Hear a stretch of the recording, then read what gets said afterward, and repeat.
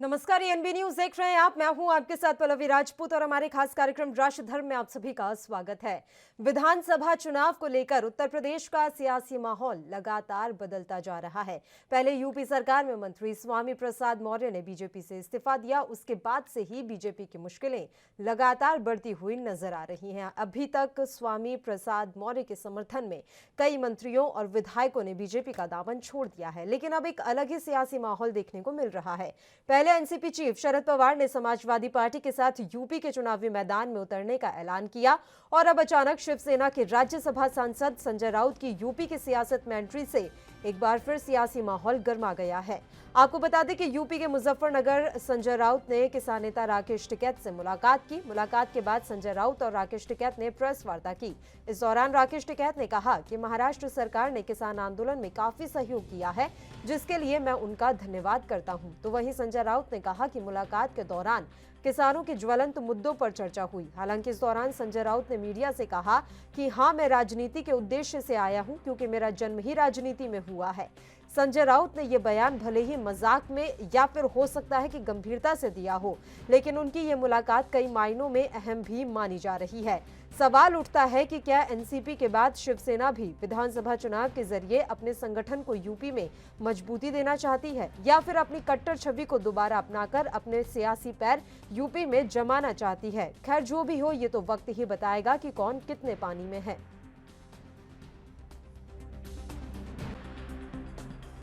उत्तर प्रदेश में राष्ट्रवादी कांग्रेस पार्टी अखिलेश जी ने जो छोटे दलों का गठबंधन बनाया है, हमने निर्णय लिया था हम उनके साथ रहेंगे।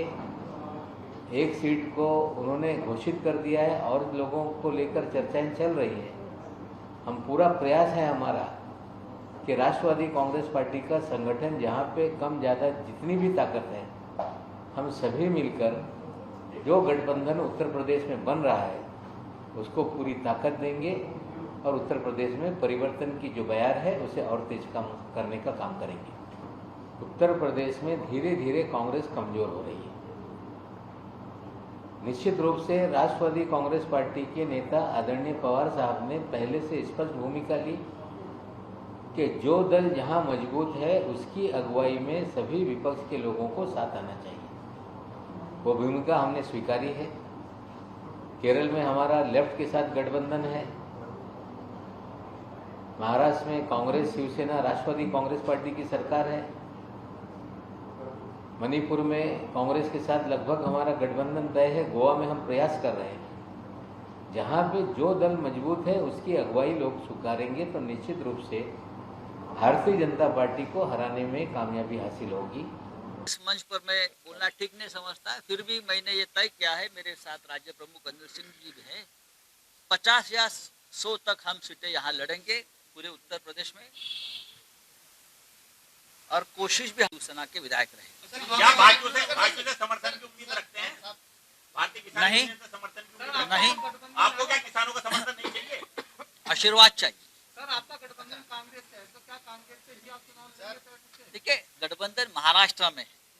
अगर कांग्रेस चाहती है तो हम बात करेंगे। मुख्यमंत्री आप किसे देखना पसंद करेंगे? मुख्यमंत्री किसे देखना पसंद करेंगे? अब अखिलेश के लीडरशिप में सब लोग काम करते हैं। मुझे लगता है कि चुनाव हो जाने दो, लेकिन मैं एक बताना चाहता हूँ दावे के साथ, उत्तर प्रदेश में परिवर्तन होने जा रहा है। और चाहे ओपिनियन पोल कुछ भी बताए, ओपिनियन पोल की बातें या अफवाहें झूठी है, परिवर्तन होने जा रहा है। लेकिन एक बात है, ये तो यहाँ पे ये धन्यवाद कर रहे हैं, हमने इनका धन्यवाद करा। ये दिल्ली के आंदोलन को महाराष्ट्र सरकार का सपोर्ट रहा है और जब जब भी यहाँ पे हमने बंद किया है तो महाराष्ट्र में बंद हुआ है। चाहे उस संगठन के लोग या हमारे संगठन के लोग खड़े हैं, जितने भी हैं संगठन के लोग हैं, वहाँ पे लोग हैं और हमने बहुत मीटिंग वहाँ पे लेकर उत्तर प्रदेश का सियासी माहौल लगातार बदलता जा रहा है। अब हर एक दल ये चाहता है कि उत्तर प्रदेश में उनका संगठन या उनकी पार्टी मजबूत हो जाए और इसी की बानगी देखने को मिल रही है कि शिवसेना सांसद संजय राउत ने भी उत्तर प्रदेश की सियासत में एंट्री कर ली है। दरअसल पहले समाजवादी पार्टी के साथ यूपी के चुनावी मैदान में उतरने का ऐलान एनसीपी चीफ शरद पवार ने किया, तो अब अचानक शिवसेना के राज्यसभा सांसद संजय राउत ने भी यूपी की सियासत में एंट्री मार ली है। उन्होंने यूपी के मुजफ्फरनगर में किसान नेता राकेश टिकैत से मुलाकात की। मुलाकात के बाद संजय राउत और राकेश टिकैत ने प्रेस वार्ता की। इस दौरान राकेश टिकैत ने कहा कि महाराष्ट्र सरकार ने किसान आंदोलन में काफी सहयोग किया है, जिसके लिए मैं उनका धन्यवाद करता हूं। तो वहीं संजय राउत ने कहा कि मुलाकात के दौरान किसानों के ज्वलंत मुद्दों पर चर्चा हुई। हालांकि इस दौरान संजय राउत ने मीडिया से ये बात भी कही है कि अब यूपी में परिवर्तन होने जा रहा है। उन्होंने ये बताने से अभी इनकार कर दिया और एक तरीके से गोलमोल जवाब दिया है कि यूपी का सीएम वे किसे देखना चाहते हैं।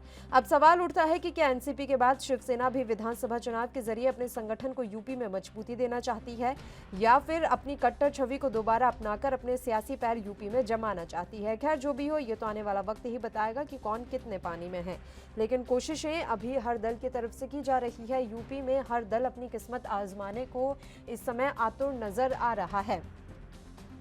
यहाँ के 4 मुख्य दल, जिसमें भाजपा शामिल है, कांग्रेस शामिल है, सपा शामिल है और बसपा शामिल है। इनके अलावा अब अन्य राज्यों से भी दल यहाँ पर अपनी किस्मत आजमाने के लिए उतर चुके हैं, जैसे कि आम आदमी पार्टी, शिवसेना, इनके अलावा एनसीपी।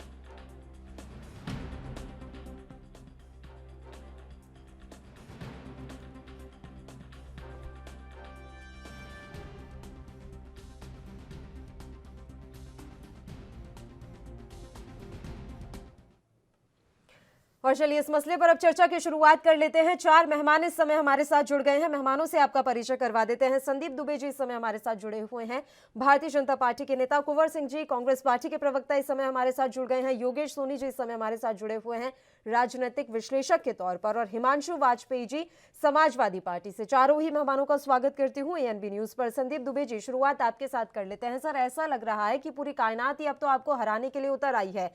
देखिए, कांग्रेस, समाजवादी पार्टी और बसपा तो उत्तर प्रदेश में पहले से ही थी, अब एनसीपी और शिवसेना ने भी एंट्री मार ली है।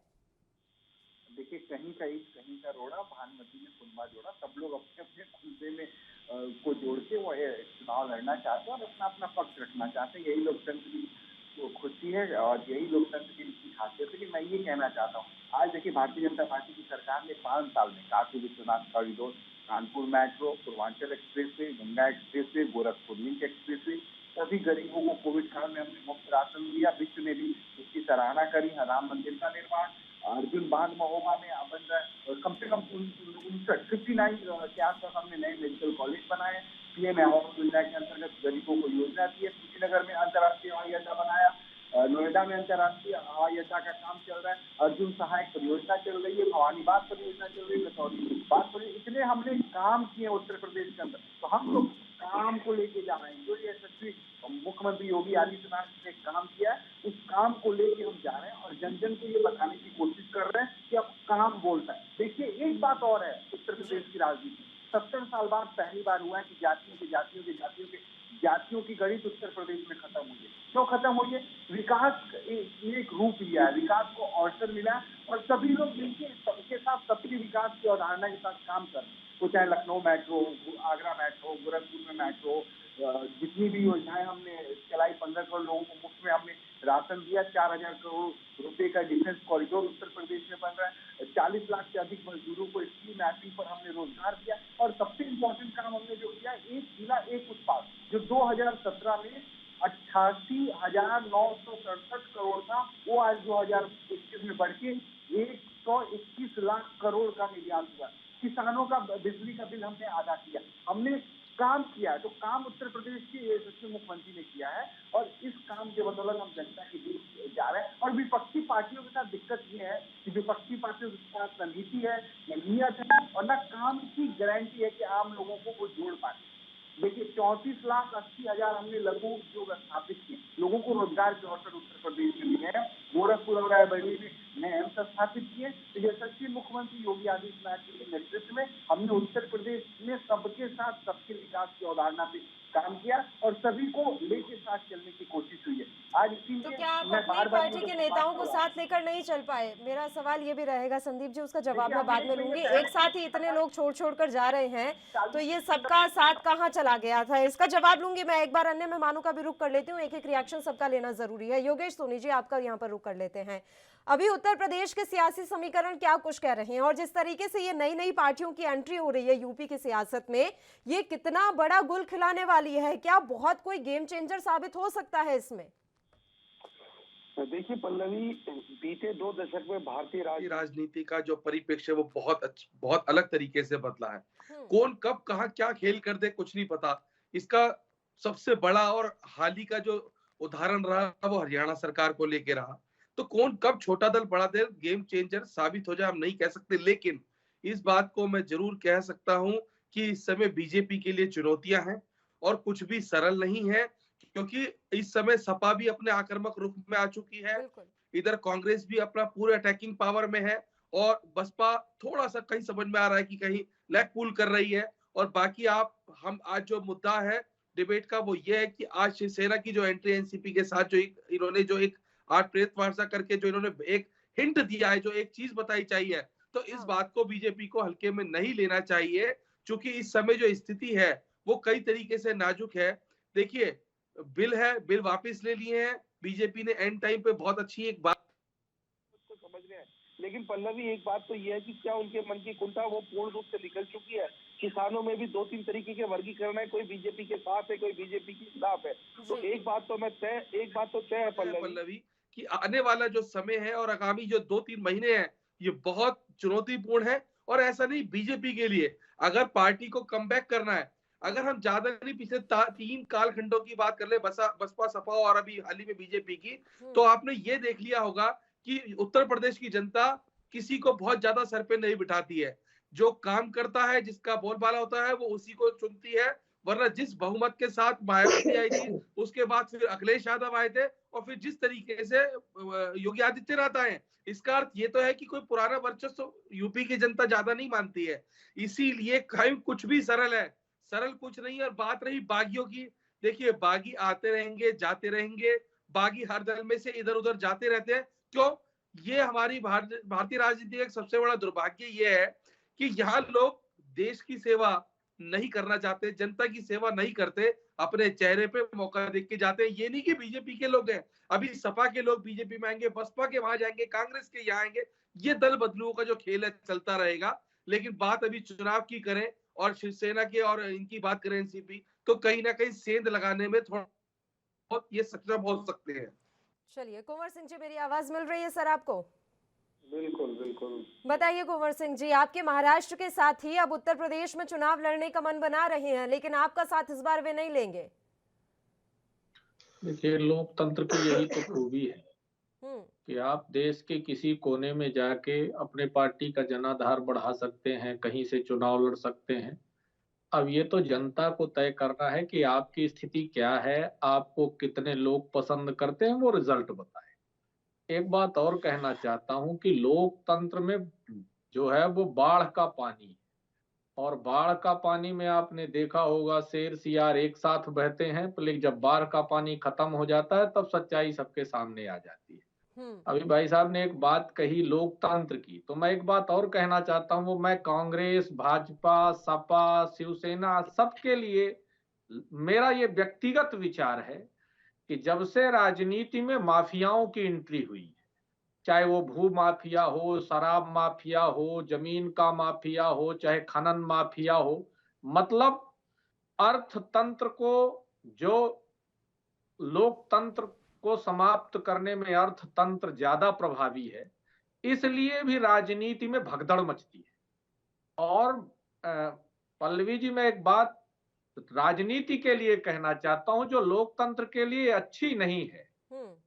जब पैसे का बोलबाला हो जाता है, जब भू माफिया, शराब माफिया और ये माफिया राजनीति में ज्यादा सक्रिय हो जाते हैं, तब हमारा लोकतंत्र कमजोर होता है।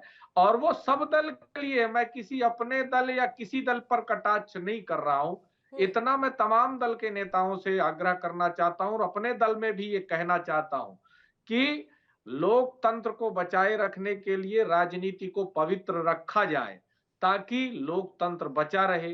जो सपना गांधी जी ने, बाबा साहब अंबेडकर जी ने, नेहरू जी ने, पटेल साहब ने देखा था, वो साकार हो।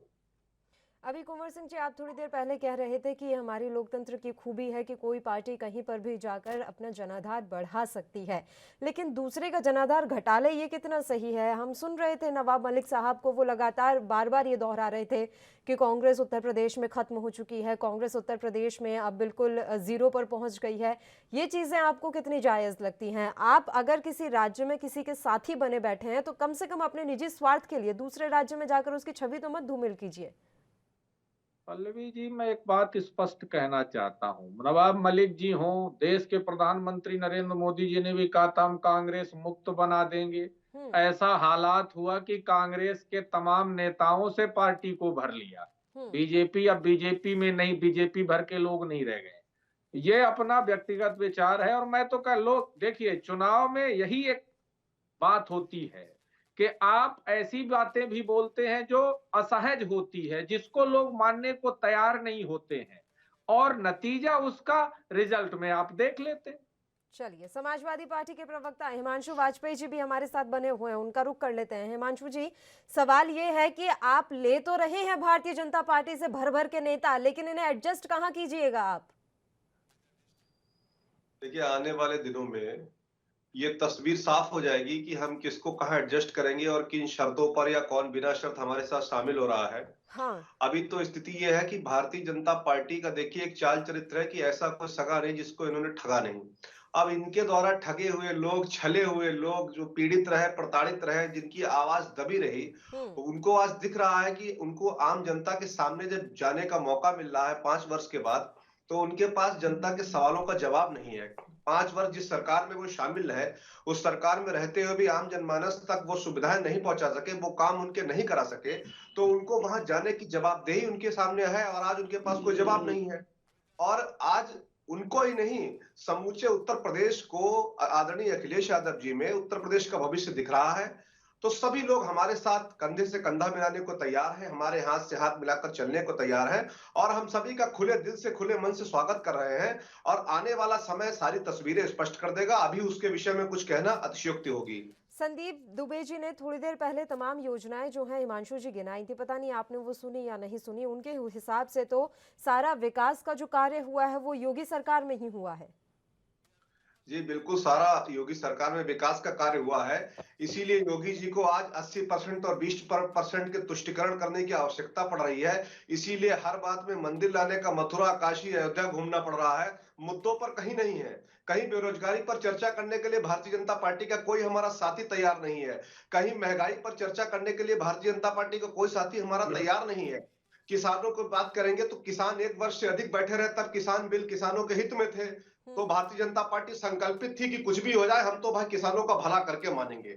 लेकिन जब उत्तर प्रदेश के चुनाव आए तो वो मानसिकता रातों रात बदल गई। प्रधानमंत्री जी का हृदय विशाल हो गया, किसानों के प्रति उनके मन में अथाह संवेदना जागृत हो गई। ये सारा ढोंग उत्तर प्रदेश के चुनाव को किस प्रकार अपनी जमीन बचाई जाए, जो सियासी जमीन सिर्फ ये है और कुछ नहीं है। बताइए संदीप दुबे जी।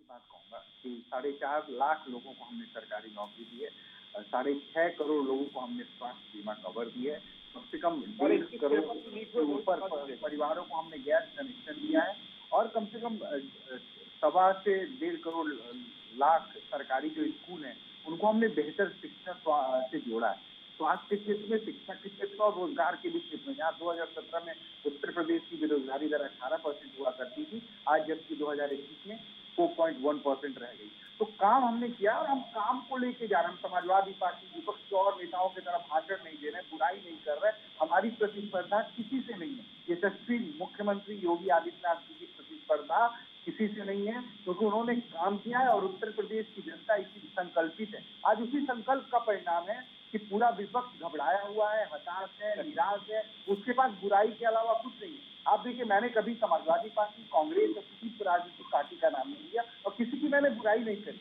हमें क्या करना चाहिए बेहतर लोकतंत्र के लिए। अभी बहुत अच्छी बात हमारे राजनीतिक विशेषज्ञ मित्र कह रहे थे कि हर पार्टी को लोकतंत्र में लड़ने का अधिकार है, हर पार्टी को इस देश को बेहतर बनाने के लिए, क्योंकि हम सबके अच्छे और बुरे काम से हमारा राष्ट्र प्रभावित होता है, तो अपने राष्ट्र, अपने समाज, अपने देश के लिए बेहतर करने की आवश्यकता है। उस बेहतरी में क्या है, अगर हमारी बुराई करके आपकी बेहतरी होती है तो बुराई मुबारक, समाजवादी पार्टी, कांग्रेस, छोटी छोटी पार्टियों सबको कि आप करते रहिए, आपको मुबारक हो। आप जिस भारत के ज्ञान उत्तर प्रदेश में विपक्ष की भूमिका निभा रहे हैं, आप बताइए कितने साल आप कहाँ थे? 5 साल विपक्ष का बुराई का ज्ञान प्रधानमंत्री को दे दीजिए, बोलने दीजिए मेरे जो हर चुनावी मंचों से विपक्ष पे हमला, परेशान बिल्कुल मत हो, ये ज्ञान प्रधानमंत्री को दे दीजिए। नहीं सर, विपक्ष दिखा, देखिए ऐसे मत बोलिए, ऐसे बिल्कुल साफ झूठ नहीं संदीप दुबे जी। देखिए अगर आप ये कहना चाहते हैं कि 5 साल में विपक्ष कहाँ था, बीच में सवाल तो मैं पूछूंगी। देखिए दुबे साहब सवाल तो मेरा बनता है, आप कुछ गलत बोलेंगे तो मैं टोकूंगी भी और मैं सवाल भी पूछूंगी। विपक्ष दिखा, कांग्रेस पार्टी ने तो जगह जगह प्रदर्शन किए, समाजवादी पार्टी ने महंगाई के मसले को कितना जोर शोर से उठाया, ये सब विपक्ष ने तो किया। मैं एक बात कहूंगा, मुझे कहना चाहिए, मैं प्रियंका जी की तारीफ हमेशा करता हूँ। कांग्रेस छोटी हो बड़ी हो जो भी हो, नई दृष्टिकोण कांग्रेस के पास आई है और उत्तर प्रदेश में आई है, लेकिन जनता बार बार सवाल पूछ रही है पूरे विश्व में कि जो दृष्टिकोण आप उत्तर प्रदेश में लेके आई है महिलाओं को लेके, वो आपका पंजाब में कहाँ चला जाता है, राजस्थान में कहाँ चला जाता है, छत्तीसगढ़ में कहाँ चला जाता है। हमें लगता है मॉडल बना के अगर विपक्ष राजनीति कर रहा होता तो आज विपक्ष बेहतर स्थिति में होता। आज विपक्ष सिर्फ बुराई का एक मॉडल है और गांधी जी का एक विचार था कि बुरा मत देखो, बुरा मत कहो, बुरा मत सुनो, और विपक्ष के तीनों काम कर रहा है, बुरा देख रहा है, बुरा सुन रहा और बुरा ही कह रहा है। इसके पास इसके अलावा कोई एजेंडा नहीं। कालीचरण जी के बारे में क्या रहा सर? मुझे लगा संदीप दुबे जी अब तो आप सावरकर के मॉडल पर चल रहे होंगे, पर चलिए खुशी हुई है जानकर कि आप गांधी मॉडल पर चल रहे हैं। कुंवर सिंह जी बताएं। संदीप जी आप बहुत महान हैं, मैं आपको प्रणाम करता हूँ, लेकिन ये ज्ञान मुझे प्रणाम मत करिए, मैं आपको प्रणाम करता हूँ। हम लोगों को तो ये ज्ञान क्या सकता है कि समाज और राष्ट्र में हम अपने से अच्छा करें, हम दूसरे की बुराई को तो दूर नहीं कर सकते, सिर्फ अपनी बुराई का ज्ञान, सिर्फ अपनी बुराई का परिज्ञान कर सकते। अच्छा ठीक है, एक एक करके बात कर लेते हैं सर, एक एक करके बात कर लेते हैं। अभी यहाँ कौन से चुनाव हो रहे हैं एएनबी न्यूज पर बैठकर, एक एक करके बात कर लेते हैं, फिर देते रहिएगा आप चुनावी भाषण। बताइए कुंवर सिंह जी का मैं एक बार रुक कर लेती हूँ सर, फिर मैं लौटूंगी आपके पास हिमांशु जी। कुंवर सिंह जी। पल्लवी जी, बड़ा भाजपा के नेता ने कहा कि विपक्ष बुराई करता है। मैं इनसे पूछना चाहता हूं, जहां आप विपक्ष में हो तो क्या सत्ता की तारीफ करते हो? आप बंगाल चुनाव में गए या किसी भी स्टेट में चुनाव हो रहे हैं, वहां आप सत्ता पक्ष की तारीफ कर रहे हैं। आपके मुंह से आज तक नहीं निकला छत्तीसगढ़ में 2500 रुपए धान कांग्रेस पार्टी खरीद रही है, एक बार भी आपने तारीफ करी हो तो बता दीजिए। जानवर जिसके आप तो गौ माता का कसम खा खा के पानी पी पी के कहते हो, उस गौ माता के लिए आपने कभी नहीं कहा जो छत्तीसगढ़ में गोबर खरीद रही है सरकार। दूसरी बात, मैं एक बात और कहना चाहता हूँ कि दूसरे को कहना कि आप ये करिए, हम सिर्फ अपने काम पर कर रहे हैं। प्रधानमंत्री जी का पूरा भाषण सुन ले हमारे भाजपा के नेता, शुरू ही होते हैं 70 साल से और खत्म कहाँ होंगे ये खुद उनको पता नहीं है। जो आदमी देश की आजादी को बांग्लादेश में कहे कि हम बांग्लादेश के आंदोलन में थे, जो आदमी मतलब कंप्यूटर 1984 में नहीं था, वो 84 में कंप्यूटर की बात करे, ईवीएम की बात करे और ऐसी बातें जो देश के लोगों को पता है। तो प्रधानमंत्री जी 100 लाख करोड़ का बजट लाल किले से कहते हैं, कभी संभव है जो देश का बजट नहीं? तो मैं सिर्फ इतना कहना चाहता हूं कि, और सबसे बधाई देना चाहता हूं पल्लवी जी आपको एएनबी न्यूज पर, कि जिस तरह से भगदड़ मची है भारतीय जनता पार्टी से, और अभी साथी कह रहे थे कि योगी जी का कोई मुकाबला नहीं, हम भी कहना चाहते हैं, कबीरा खड़ा बाजार में लिए लगोटी हाथ, अपने घर जरा लियो, कोई नहीं है उनके साथ। योगी जी को मुबारक हो ये भाजपा, लेकिन हम ये देश से कहना चाहते हैं कि देश के अंदर उत्तर प्रदेश में पूरी तरह से जंगल राज आ गया, उसका जवाब दीजिए। चाहे बेटी का सुरक्षा का मामला हो, किसान का मामला हो, चाहे आय दोगुनी कहाँ है 80 लाख लोगों को नौकरी हर साल, तो आप उस पर बेरोजगारी का मां नहीं बोलते, महंगाई में मां नहीं निकलता है, आप कहिए ना। और आप अभी आज का ही न्यूज है, वाराणसी में प्रधानमंत्री जी के यहाँ सफाई कर्मी आंदोलन पर हैं। तो आप जरा ये भी देख लीजिए भाजपा के साथी, फिर बाकी बातें तो होती रहे। अच्छा कुंवर सिंह जी, अभी उन्होंने एक बड़ा अहम सवाल पूछा कि आप अगर उत्तर प्रदेश में महिलाओं को आगे बढ़ाने का प्रयास कर रहे हैं तो ये मॉडल अन्य राज्यों के लिए क्यों आप लोगों की तरफ से अप्लाई नहीं किया गया, तो बस इसे एक चुनावी हथकंडा माना जाए? नहीं पल्लवी जी, बहुत बहुत बहुत बहुत आपको बधाई है। हम तो बेटियों के लिए लड़ने वाले हैं और 25% हमने राजस्थान की रैली में हमारे नेता ने घोषणा की है कि उत्तर प्रदेश में अगर हम बेटियों के साथ हैं तो पूरे देश में। अब हम तो स्वागत करना चाहते हैं भाजपा के साथी का कि 5% भी घोषणा कर दीजिए। हम तो हिम्मत की ना, हमने तो कहा छाती ठोक कर कि हम लड़कियों को, हम बहनों को, हम माताओं को आगे ला रहे हैं। आप घोषणा 5% की कर दीजिए अगर हिम्मत है तो। आप कहीं भी राष्ट्रीय अध्यक्ष हमारी किसी माँ बेटी बहन को बना दीजिए। आप तो सिर्फ और सिर्फ मुंह चलाते हैं, कांग्रेस और की मुंह स्थिति चलाना के देश बारे में चलाना कुंवर अलग सिंह है। जी अगर हम बात कर ही रहे हैं उत्तर प्रदेश में, तो देखिए भगदड़ अगर बीजेपी में मची है तो वो सारे नेता निकलकर समाजवादी पार्टी में जा रहे हैं, कांग्रेस को कोई विकल्प नहीं मान रहा। कल तो आपके ही एक विधायक भारतीय जनता पार्टी में शामिल हो गए, और महाराष्ट्र के आपके साथी आपको नहीं चाहते उत्तर प्रदेश में। तो आपकी स्थिति इस समय क्या कह रही है यूपी में? आपको लग रहा है आप इतनी मजबूत स्थिति में है कि सरकार बना लेंगे या फिर गेम चेंजर आप साबित हो जाएंगे? पल्लवी जी, एक बात तो निश्चित है कि जिस तरह से आपने भी देखा, हमारे नेताओं ने, हमारी नेता प्रियंका गांधी जी ने उत्तर प्रदेश की माटी में संघर्ष किया, ये तो रिजल्ट तय करेगा। लेकिन मैं सिर्फ इतना कहना चाहता हूं कि भगदड़ जब सत्तारूढ़ दल में हो तो ये आशय, यानी ये बादल इशारा कर रहे हैं कि आपकी जो बारिश है वो समाप्त हो चुकी। चलिए बताइए हिमांशु जी, पलायन पॉलिटिक्स इस समय जबरदस्त तरीके से चल रही है उत्तर प्रदेश में, सब आप ही के पास आना चाहते हैं। ऐसी कौन सी वॉशिंग मशीन लेकर आप बैठे हैं, ऐसा कौन सा खजाना आपने खोल दिया है? कोई वॉशिंग मशीन नहीं, washing machine Bharatiya Janata party के पास है, लेकिन उसका दुर्भाग्यपूर्ण ढंग से डिटर्जेंट अब खत्म हो चुका है जिससे ये धुलाई किया करते थे। दूसरी चीज मैं बता दूं, अभी आपने बड़ा इंटरेस्टिंग एक प्रश्न हमारे भारतीय जनता पार्टी के साथी ने कांग्रेस को उठाया है कि जो उत्तर प्रदेश के लिए नीति है महिलाओं के लिए, वो पंजाब और अन्य प्रदेशों में क्यों नहीं है। वो इसलिए नहीं साहब कि जिस प्रकार कड़वा तेल और चना सिर्फ उत्तर प्रदेश के गरीबों के लिए है, पूरे देश के अन्य गरीबों के लिए कड़वा तेल और चना नहीं है। ठीक वही विचार आप वहां से संलग्न कर लीजिए अपना। दूसरी चीज, हमारे पास, मैंने क्या कहा, ये अभी कह रहे हैं हमने 4.5 लाख रोजगार दे दीजिए, डाटा दे दे 4.5 लाख रोजगार का, 4.5 लाख रोजगार का डाटा दे दे। और उसके बाद दूसरी चीज ये नहीं बताएंगे कि 21 परीक्षा प्रश्न पत्र इनकी लीक हुए, ये परीक्षा संपन्न करवाने में भी सक्षम नहीं है। प्रश्न पत्र लीक होता है, छात्र नौजवान हमारा इतनी मेहनत करता है, इतनी मेहनत करने के बाद वो रात भर सफर करता है, ऐसी ठंड में खुले आसमान के नीचे परीक्षा देने के लिए आता है। सुबह उसको पता चलता है कि साहब प्रश्न पत्र लीक हो गया है, इसलिए ये परीक्षा रद्द की जाती है। तो ये पहली बात हो गई। दूसरी चीज, अभी ये डाटा पर चर्चा कर रहे थे कि बेरोजगारी दर इतनी हो गई। अगर सर आप आंकड़ों की बात करेंगे तो आज उत्तर प्रदेश आर्थिक रूप से सबसे अक्षम प्रदेशों में से ये नीति आयोग कहता है, हम नहीं कहते। महिला अपराध में उत्तर प्रदेश नंबर 1 पर है, ये एनसीआरबी का डाटा कहता है, ये हम नहीं कहते। अगर आप आंकड़ों की बाजीगरी यहाँ करेंगे तो आंकड़ों की बाजीगरी में भी आप असफल साबित होंगे स्पष्ट रूप से। और रोजगार की बात रही, पूरे प्रदेश ने देखा किस प्रकार आपने जो रोजगार ये लगाम पुलिस ने आपके इशारे पर उन नौजवानों के साथ, छात्रों के साथ, बहन बेटियों के साथ इन लखनऊ की सड़कों पर किस प्रकार का सुलूक किया है, उस सुलूक को पूरे उत्तर प्रदेश ने देखा है। 500 से ज्यादा, लगभग 1000 शिक्षा मित्रों ने खुदकुशी की है, आत्महत्या करी है। ये भी पूरे देश और पूरे प्रदेश ने देखा। किसानों की बात हम फिर कभी करेंगे, किसानों की बात तो लगातार चलती रहती है।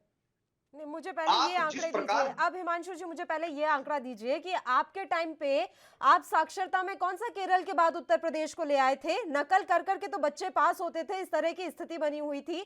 तो आपने यहाँ पर क्या किया, आपने क्या किया था, उसका भी जवाब दे दीजिए।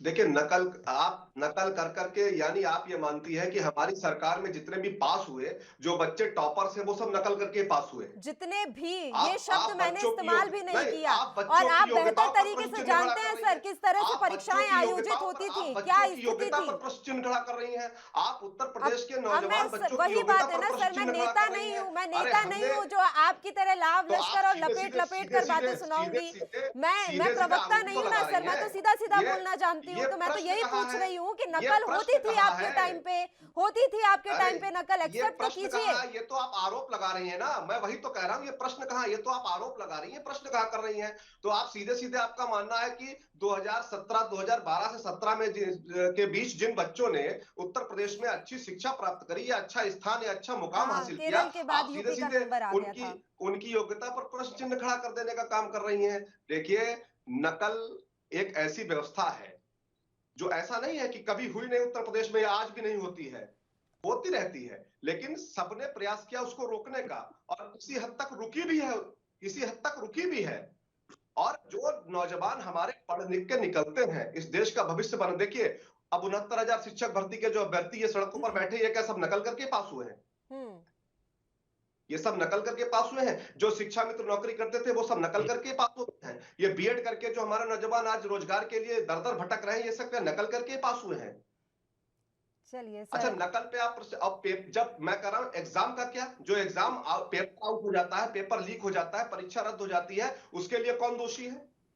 उसके लिए किसके विरुद्ध जो कार्रवाई होनी बीजेपी चाहिए? के कार्यकाल में हुआ उसका जवाब तो मैं ले लूंगी ना दुबे साहब से। मैं तो आपके कार्यकाल तो की मैं बात तो कर रही आपकी थी बात कि का आप मैंने जो जवाब मुझे दे दिया। साक्षरता के बारे में मैंने बता आपकी रहे बात का थे, जवाब दे दिया। या आप एएनबी न्यूज मैंने पे आप- बैठ के साक्षरता के बारे में बातचीत कर रहे, तो मैं वही जानना चाह रही थी कि साक्षरता में आप कहां लेकर मैंने- चले गए थे यूपी को। मैंने- मैं मैंने आपका पूरा साक्षरता जवाब की लूंगी बात- सर, हमें बस एक छोटे से ब्रेक के लिए पहले यहाँ पर रुकना है, फौरन हाजिर होंगे।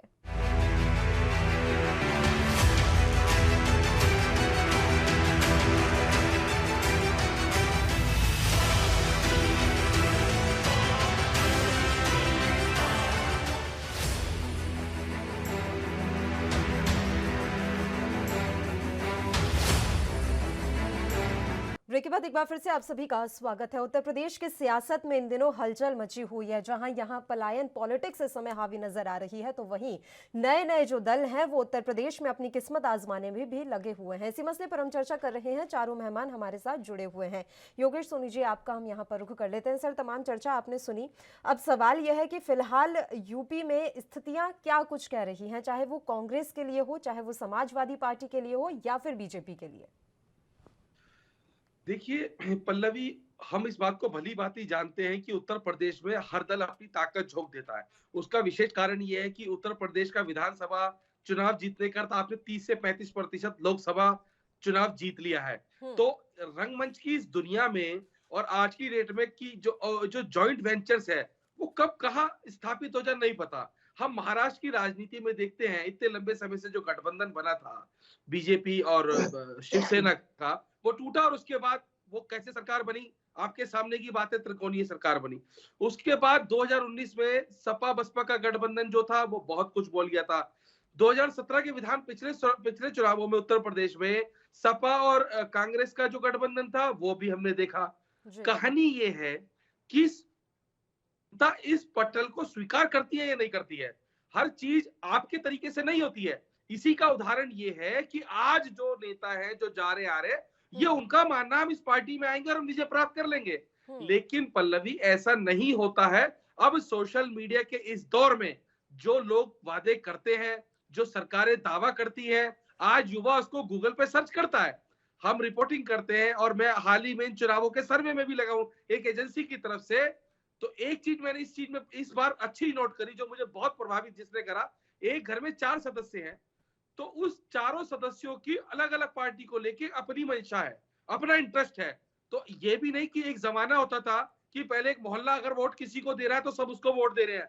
फिर एक दौर ऐसा आया कि एक घर जिसको वोट देता है उसको सब वोट दे रहे हैं। ऐसा नहीं है। अगर आपके घर में 4 सदस्य हैं तो वो चारों अलग अलग पार्टियों को वोट दे रहे हैं। तो जहां हम सरों को घरों में नहीं समझा पा रहे, तो हम जनता को कैसे समझाएंगे। सोशल मीडिया के इस हाईटेक दौर में कुछ भी आसान नहीं है, कुछ भी सरल नहीं है, क्योंकि ये नेताओं का ही तो मानना है या पार्टियों का मानना है कि आप यहाँ आ जाइए और आप ये कर लीजिए, या मैं यहाँ से जीत जाऊंगा या मैं यहाँ से जीत जाऊंगी। ऐसा बिल्कुल संभव नहीं है। चुनौतियां सबके लिए बहुत ज्यादा है, चाहे वो सरकार कमबैक करने वाली हो, चाहे मौजूदा सरकार को अपनी सीट बचानी हो, क्योंकि परिस्थितियां जो है कोरोना काल के बाद सम और विषम के रूप में है। अगर हम ये कहें कि यहाँ से इस चेहरे को आप इस विधानसभा से टिक मार्क मार दीजिए और ये अपने हर पार्टी किसी भी पार्टी से खड़ा होता है और ये जीत जाएगा, वो दौर जा चुका है। अब युवा प्रेरणादायक है और वो उस स्रोत को ग्रहण करता है जिसको वो समझाना चाहता है। और इस बार राजनीति में जो युवाओं के नए वोटर्स का खेल है वो बड़ा महत्वपूर्ण रहेगा। उत्तर प्रदेश देश का सबसे बड़ा जनसंख्या का राज्य है, यहाँ पर जो इस बार खेल होगा वो देखा जाएगा। और जनता, जैसा भी कि अपने पिछले चंक में कहा पल्लवी मैंने कि उत्तर प्रदेश की जनता की अगर हम बात करें, इसका मिजाज बड़ा अद्भुत है। पिछले कई दशकों से भी देखते आ रहे और 3 कालखंड जो हमारे समय रिसेंट हुए हैं, अगर हम इसकी बात करें तो जनता दोबारा मौका नहीं देती है। अगर ये रिपीट करना चाहती है, अगर बीजेपी सरकार इस मूड में है तो इनके लिए भी बहुत सारी चीजें हैं, इनको अभी बहुत कुंठा निकालने की जरूरत है। ये अच्छी बात है कि समय है। और ऐसी बात अगर हम करें सपा बसपा के लिए, बसपा की मौजूदगी मुझे मेरे आकलन के आधार पे, मेरे सर्वे के आधार पे मुझे नजर नहीं आ रही। कांग्रेस उसके मुकाबले अच्छा कमबैक कर रही है। और प्रियंका गांधी का जो खेल था, प्रियंका गांधी ने जो राजनीति चित्रों में समझी और सीखी और करी, वो कहीं ना कहीं लोगों को प्रभावित कर रही है। बात है सपा इस बार निश्चित तौर पे बीजेपी के समक्ष मुंह फाड़ ले और आड़े हाथ खड़ी हुई है। संदीप दुबे तो जी, पल्लवी जी बताइए सर, आप अपनी बात कंप्लीट पल्लवी, ऐसा है, मैं एक ही बात बस आपको बताऊंगा कि जो पार्टी या जो नेता अपनी किसी सीट या अपनी किसी उसको सरलता से ले, मैं नहीं मानता वो उतनी सरलता है।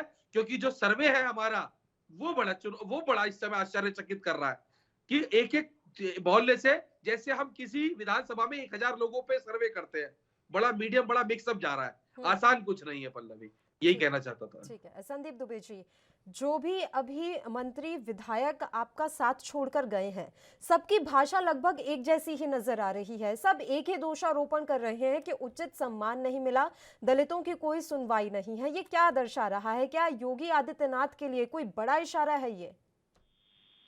नहीं, हमें ऐसा नहीं लगता। कारण ये है कि 70 सालों से आजादी के बाद अब तक, मैंने पहले भी कहा, अभी भी कह रहा हूँ और बार बार ये कहता हूँ कि भारतीय राजनीति को जो देखने वाले लोग हैं, दूरदर्शी लोग हैं या जो पत्रकार बंधु हैं, उन्होंने हमेशा इस गणित से ही भारत की राजनीति को देखा कि जातियां किधर जा रही हैं। जातियों को मोहरे के हिसाब से इस्तेमाल कांग्रेस करती रही या समाजवादी पार्टी करती रही, और उसी मोहरे के रूप में ही लोग देखते रहते हैं। लेकिन आज दौर बदला है, जो सोनी जी कह रहे थे। आज युवा वर्ग है या सारे वर्ग के लोगों में रचनात्मक जागरूकता आई और बहुत सालों बाद एक संभाव से काम और विकास होता है। मैं साफ साफ कहना चाहता हूँ कि जो विषय हम लोग रख रहे हैं दूसरे को छोटा करने या बड़ा करने की, आज जरूरी कि हम लोग अपना अपना पक्ष रखें, अपनी पार्टी का पक्ष रखें, ताकि जनता हम जो करना चाहते हैं, हमारी पार्टी जो करना चाहती है वो जाए। देखिए, हमने आगरा में मेट्रो बनाया, लखनऊ में बनाया, गोरखपुर में मेट्रो बनाया, हमने वाराणसी में अंतर्राष्ट्रीय हवाई अड्डा बनाया, अयोध्या में बनाया, बरेली में हवाई अड्डा बनाया, प्रयागराज में हवाई अड्डा बनाया, इधर में हवाई अड्डा बनाया,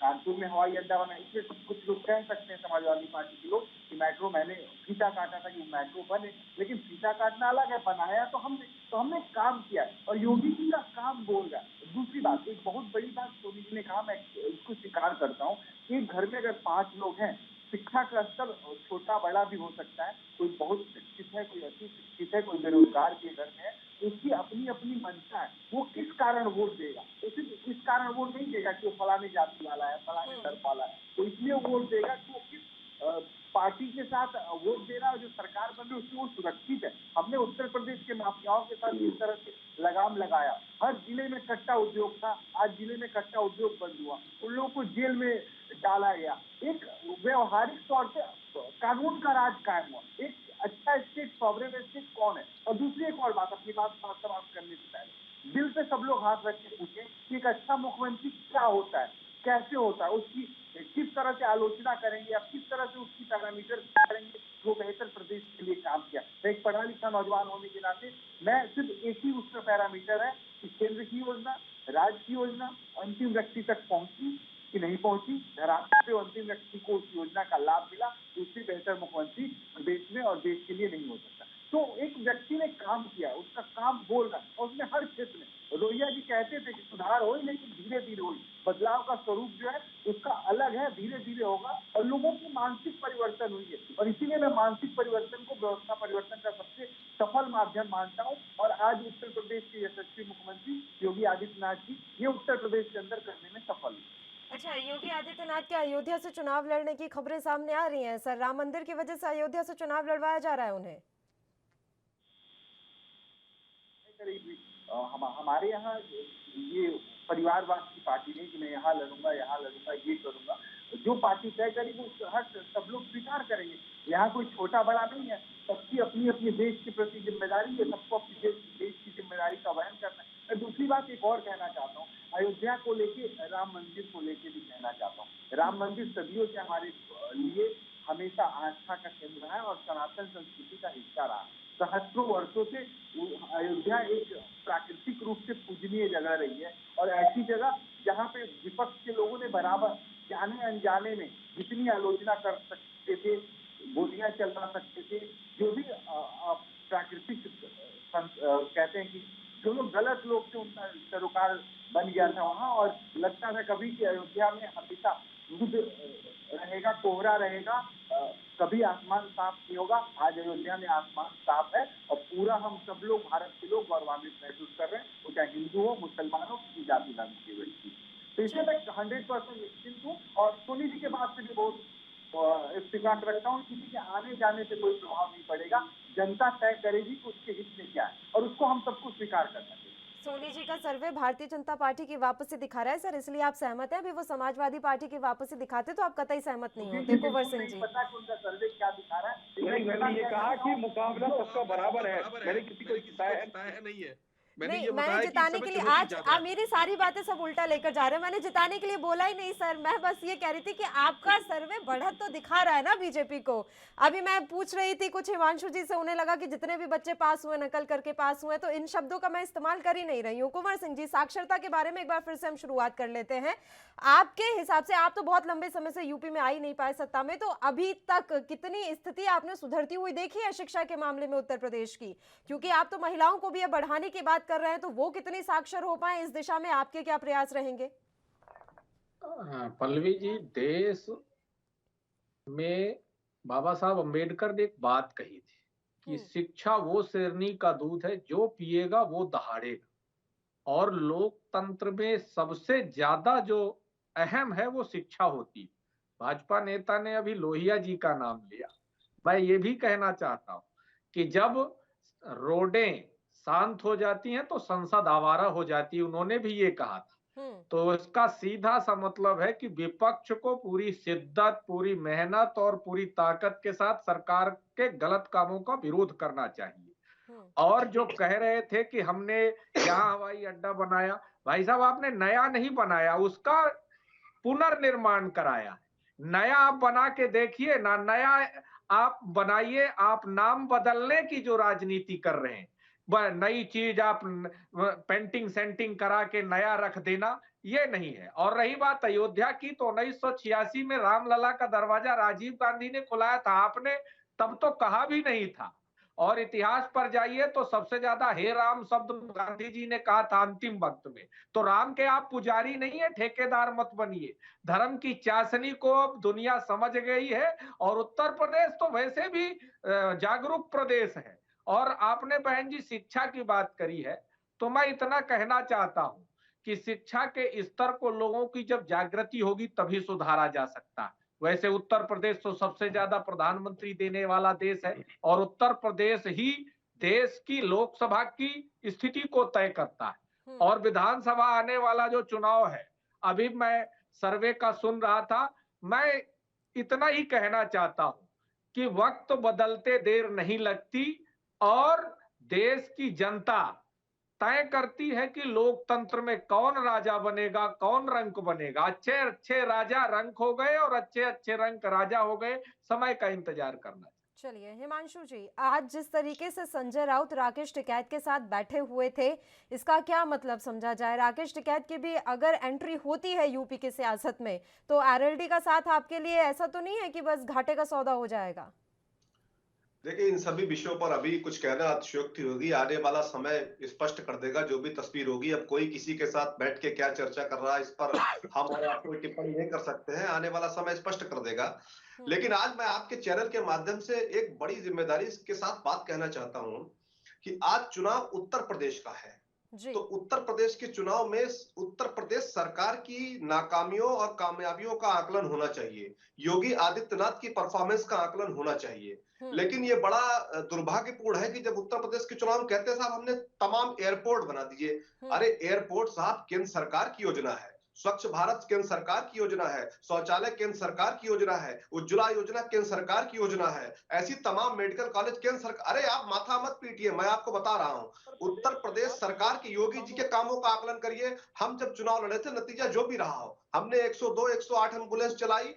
अरे हम मुस्कुरा रहे हैं, लखनऊ में मेट्रो चलाई, डायल 100 चलाई, तब हमारे काम का आकलन होगा तो अखिलेश जी के काम का आकलन होगा।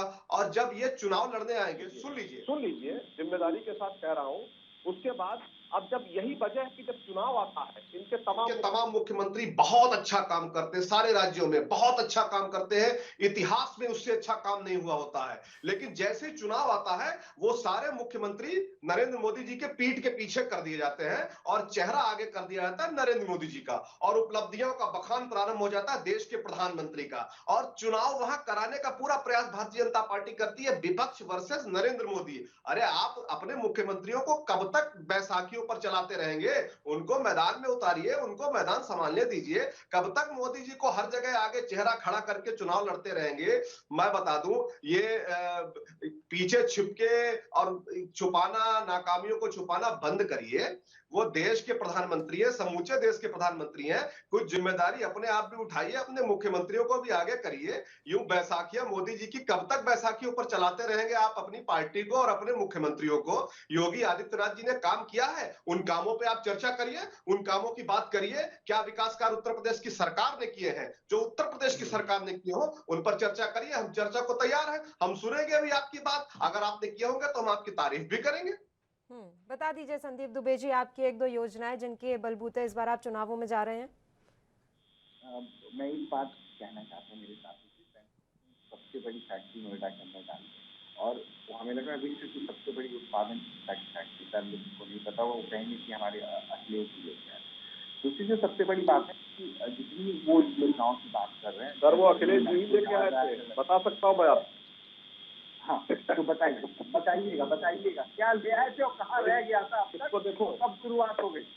मैं सिर्फ इतना कहना चाहता हूँ, उत्तर प्रदेश के विकास के लिए हम लोगों ने जितनी भी, मैं पहले भी कहा और अभी भी कह रहा हूँ, वो चाहे काशी कॉरिडोर योजना, यूपी सरकार की या उत्तर प्रदेश की 60 मेडिकल कॉलेज नया बनाया, यूपी आगे मेडिकल कॉलेज के, ये सारे यूपी सरकार सारा आपके तरफ भ्रष्टाचार की आप लोगों के नहीं बनाया। मैं फिर कह रहा हूँ, देखिए आप लोग उत्तर प्रदेश की सरकार ने अंतिम व्यक्ति तक पहुंचाने का काम किया। सबसे बड़ी बात आज उत्तर प्रदेश चुनाव है, उसको आप कैसे दिल्ली मत भागिए, समाजवादी पार्टी मत भागिए, आज दिल्ली और उत्तर प्रदेश दिल्ली और उत्तर प्रदेश चलाइए, ये डबल इंजन का सरकार है, ये उत्तर प्रदेश की परिकल्पना को साकार करने वाली सरकार है, उत्तर प्रदेश के लोगों के सपनों को साकार करने वाली सरकार। दूसरी बात, एक कांग्रेस के मुझे जवाब देते, उन्होंने कहा राजीव जी ने राम मंदिर का ताला खुलवाया था। अरे साहब, राम मंदिर का जो ताला आपने खुला, उसमें भगवान राम मंदिर कौन का है? आपने रखा था। साहब बात सुन लीजिए, तो आप इन बातों का कोई अर्थ नहीं है। चुनाव बहुत पास में है, देखना होगा क्या होता है। जितनी भी क्रेडिट, अब तो जनता मन बनाए बैठी होगी, करके वो क्यों नहीं बता रहे? प्रवक्ता नहीं बता पा रहे हैं योगी आदित्यनाथ सरकार की अयोध्या में जमीन की दलाली हुई राम के नाम पर, वो नहीं है, नहीं बता पा रहे हैं। राम मंदिर पहुंचा मेडिकल कॉलेज, लेकिन उत्तर प्रदेश सरकार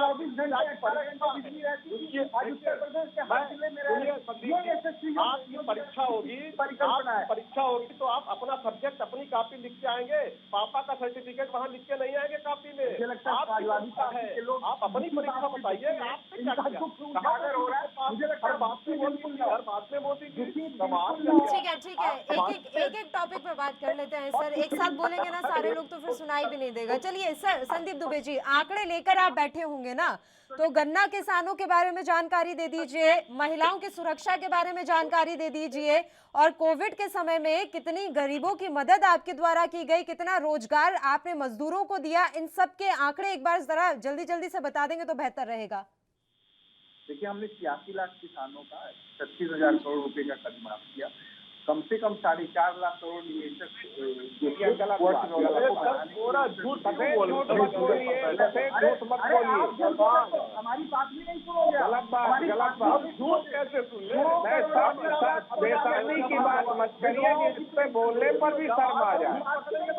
नहीं, ऐसा नाखून नहीं कटाया आपने कर्ज माफी का। कमाल नहीं, इतना झूठ मत बोलिए कि खुद आप सुने तो शर्म आए। बात योजना उत्तर प्रदेश सरकार की बता दीजिए, किसानों की जो योगी 700 किसान भी मरे, वो भी बता दीजिए। आपके ही मोदी जी की जबरदस्ती सरकार करेगा।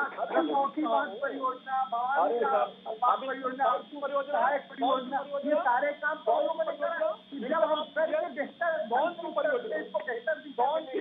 समाजवादी पार्टी बताइए, आप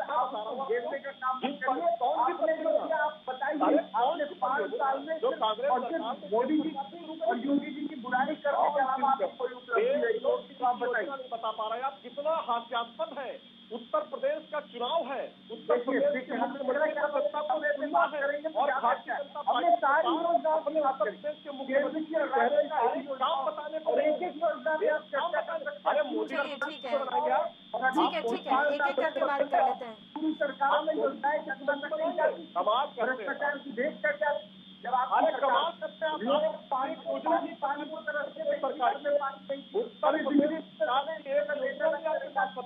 स्वास्थ्य सेवाओं का हाल बुरा था। अरे सर, आपने जो नया काम करके आ रहे हैं, आपको योगी जी पहली बार स्वास्थ्य सेवाओं में अभी जो उसमें आपका सच नंगा हो चुका है। स्वास्थ्य सेवाओं का फायदा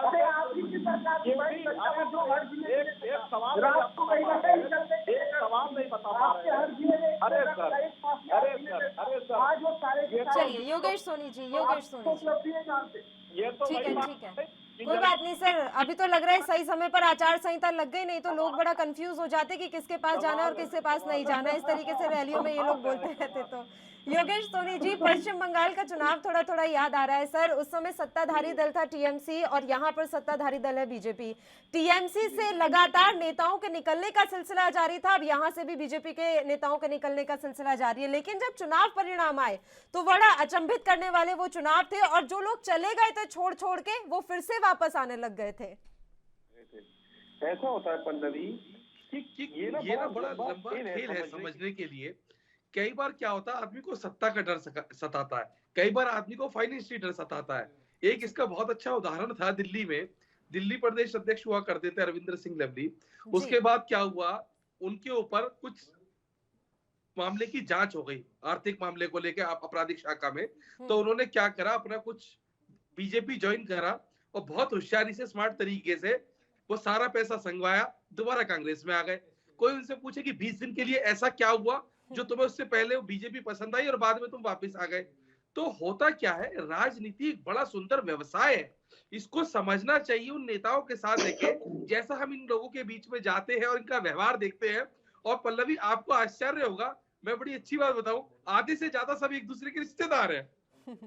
और मैं आपको कैसे समझाऊं कि जो इनका भरत मिलाप होता है वो क्योंकि उनको ये भली बात ही पता है कि कब कहां कैसे कहां चोट मारनी है, क्योंकि जहां थिंक टैंक है इनका वो बड़ा खूबसूरत है। लेकिन जनता को ये बात सोशल मीडिया के दौर में अच्छे से समझ में आ गई।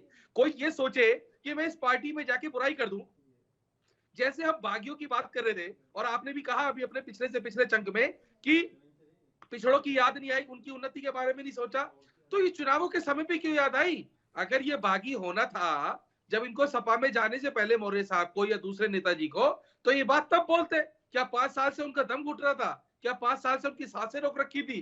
तो इससे ये बात समझ में आती है, जैसे हम समझते हैं वैसे ही बाकी लोग भली भांति समझते हैं कि ये केवल अब राजनीति का एक स्टंट है, लेकिन चुनावों से पहले अंतरात्मा जाग जाती है नेताओं की। अंतरात्मा को भी डेडलाइन दी गई है कि चुनावों से पहले जागना है, उससे पहले नहीं जागना है। तो ये अंतरात्मा जाग रही है, अब जा रहे हैं इधर से उधर। समय की कमी है इसलिए मैं आपको बीच में रोक रही हूँ। योगेश जी, शुक्रिया तमाम मेहमानों का हमारे साथ चर्चा करने के लिए। आप जुड़े। तो उत्तर प्रदेश का सियासी चुनाव अब बड़ा जो है दिलचस्प होता जा रहा है। नेताओं के इधर उधर आने का सिलसिला तो जारी है। कुछ नए राजनीतिक दल भी यूपी की सियासत में एंट्री मार चुके हैं। अब जीत किसकी होगी ये तो आने वाला वक्त ही बताएगा। इसी के साथ इस बुलेटिन में फिलहाल के लिए इतना ही। मुझे दीजिए इजाजत। देश और प्रदेश के तमाम ताजा खबरों के लिए आप देखते रहिए ANB न्यूज। नमस्कार।